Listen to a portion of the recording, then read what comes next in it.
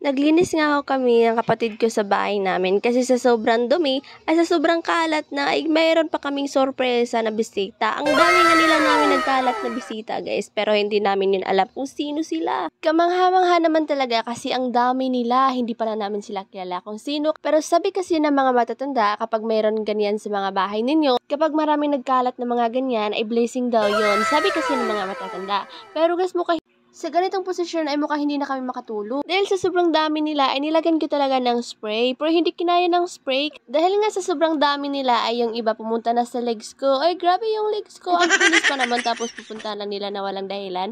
Kaya itong nangyari, pinagpawisan ako tuloy sa ginagawa nila sa akin. Alam niyo ba yung todo effort ako para na lang sila mawala, para sila umalis.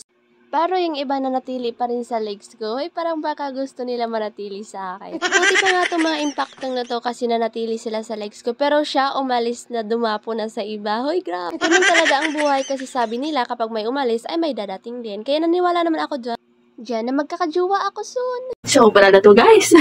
Hi guys, nakakatapos ko lang po. Ay, hindi pa. Finally, makakapag-relax na. Hindi ko ang ante nyo. Makakapag-relax na ang ante nyo.